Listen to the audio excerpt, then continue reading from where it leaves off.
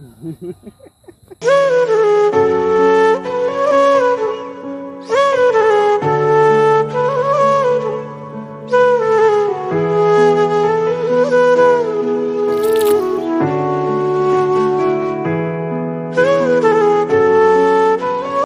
কোনো কাজ একবার শুরু করব ভাবলে শুরু করে দেওয়া উচিত। করব ভেবে সেটা আর ফেলে রাখা উচিত না, তাহলে সেই কাজটি আর করাই হয়ে ওঠে না। অনেক দিন ধরেই ডেইলি ব্লগ ভিডিও তৈরি করব ভেবেও শুরু করা হয়ে উঠছিল না। আসলে কি নিয়ে শুরু করব, কিভাবে শুরু করব, এসব ভেবেই শুরু করা হয়ে উঠছিল না। তাই কোনো প্ল্যান ছাড়াই র্যান্ডমলি একটি ভিডিও শ্যুট করলাম এবং সেটা আপলোড করলাম। আলহামদুলিল্লাহ, প্রথম ভিডিওতেই আপনাদের এত ভালোবাসা এবং সাপোর্ট পাবো সেটা কখনো কল্পনাও করতে পারিনি। আপনাদের সবাইকে অসংখ্য ধন্যবাদ আমাকে প্রথম ভিডিওতে এতটা সাপোর্ট করার জন্য। হে এভরিওয়ান, আসসালামু আলাইকুম। ইটস মি সাবিনা ইয়াসমিন সোহা। কেমন আছেন আপনারা সবাই? আশা করছি সবাই অনেক ভালো আছেন। আলহামদুলিল্লাহ, আমরা অনেক ভালো আছি। এখন বাজে প্রায় দুপুর 1:30টা। তো এর জন্যই খুব তাড়াতাড়ি দুপুরে খাবারটা রেডি করে নিচ্ছি। আসলে আপনাদের ভাইয়া আর আমি আজকে অনেক কাজ করেছি সকাল থেকে। আমার সোহা ফ্যাশন ইউটিউব চ্যানেলের যে ভিডিও আপলোড করতাম, তো ওগুলোতে এখন আমি অসুস্থ থাকার জন্য ভিডিও তৈরি করা হয় না। তো সেই কাপড়গুলোই আজকে গুছিয়ে নিলাম।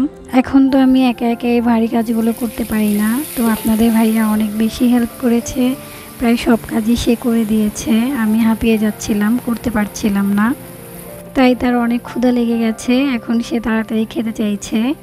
তো ফ্রিজে সেরকম সবজি ছিল না, ঝিঙা ছিল, এটা খোসা ছাড়ানোই ছিল। তো আমি তাড়াতাড়ি বের করে এটা দিয়ে মাছ দিয়ে একটা তরকারি রান্না করছি। তো এই দুপুরবেলা বেশি কিছু করার এনার্জি আসলে নেই, তাড়াতাড়ি যেটা করতে পারবো সেটাই করে নিচ্ছি। এই জন্যই আমি প্রথমে রাইস কুকারে ভাতটা বসিয়ে দিয়ে মাছটা তাড়াতাড়ি রান্না করে নিচ্ছি। রাইস কুকারে যেহেতু মার গালানো যায় না, বসে ভাত হয়, এর জন্য ভাতটা একটু দলা পাকিয়ে থাকে। তো গরম অবস্থায় এরকম নেড়ে চেড়ে দিলে ভাতটা অনেক বেশি ঝুরঝুরে হয়ে যায়। আজকে ফ্রিজে একটাও কাঁচামরিচ ছিল না, তাই প্রথমবারের মতো কাঁচামরিচ ছাড়াই ডাল রান্না করে নিয়েছি গুঁড়ামরিচ দিয়ে। তারপরেও আপনাদের ভাইয়া খেয়ে বললো আজকের ডালটা নাকি অনেক বেশি মজা হয়েছে। আসলে সে তো আর জানে না এখানে কাঁচামরিচ দিয়েছি কি না, তাই তার কথা শুনে অনেকক্ষণ হাসলাম।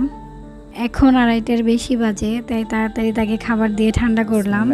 দুপুরে খাওয়া দাওয়া করার পর সে একটু রেস্ট নিয়ে আমাকে রেডি হতে বলল, আমাকে ঘুরতে নিয়ে যাবে। আসলে ঘুরতে যাওয়া বলতে এখানে বাসার আশেপাশে একটু হাঁটাহাঁটি করা আর কি। এখন এই অবস্থায় তো আর দূরে কোথাও ঘুরতে যাওয়া সম্ভব না। তো ডাক্তার আমাকে সাজেস্ট করেছিল সকাল বিকাল 2 টাইম আধা ঘন্টা করে হাঁটার জন্য। এজন্যই আপনাদের ভাইয়া বিকালবেলা নিয়ে বের হয়েছে। সকাল থেকে দুপুর পর্যন্ত এতগুলো কাজ করে সে অনেক বেশি টায়ার্ড ছিল। তারপরেও ডাক্তার যেহেতু বিকালবেলা হাঁটতে বলেছেন, তাই সে আমাকে এত কষ্ট করে হলেও বিকালে হাঁটতে নিয়ে বের হয়েছে। আমাদের ভার্সিটির একটা এরিয়ায় কাশফুল গাছ হয়েছিল, তো আমি ওকে কাশফুল দেখার জন্য এই জায়গাটায় নিয়ে আসি।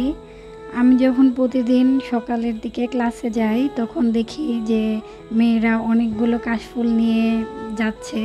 তো আমি ভেবেছিলাম এখানে অনেক কাশফুল আছে, তো এখানে এসে একদমই হতাশ।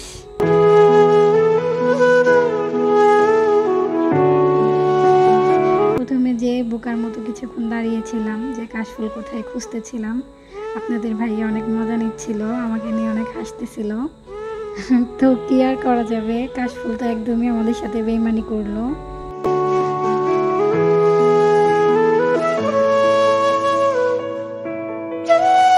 আমার পার্সোনাল ফটোগ্রাফার আমার মুড ঠিক করার জন্য আমার কিছু ভিডিও নিয়ে নিল এবং অনেকগুলো সুন্দর সুন্দর ছবি তুলে নিল। শুধুমাত্র এই মানুষটার হাতে যখন ক্যামেরা থাকে, কেন জানি আমার অনেক বেশি ছবি এবং ভিডিও করতে ভালো লাগে। এমনিতে আমি ভিডিও নিতে বা ছবি তুলতে একদমই কমফোর্ট ফিল করি না, কিন্তু কেন জানি তার সাথে থাকলে আমার অনেক বেশি বাচ্চামি বেড়ে যায় এবং অনেক বেশি ডেসপায়ার্ড হয়ে যাই আমি। এই জায়গাটিতে অনেকগুলো মেয়ে ছবি তুলতেছিল, তো তারও দেখে অনেক ভালো লেগেছে। সে আমার ভিডিও নেবে বলে আমাকে ভিতরে ঢুকিয়ে দিল। তো আমি কিছু বুঝে ওঠার আগে এখানে চলে আসলাম এবং তারপর যেটা হলো,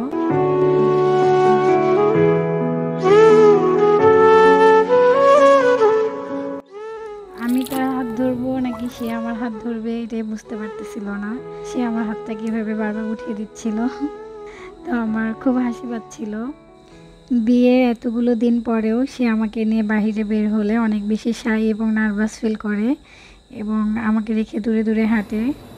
আজকের মতো এই পর্যন্তই। আজকের ভিডিওটি এখানে শেষ করছি। আপনারা সবাই ভালো থাকবেন। আল্লাহ হাফেজ।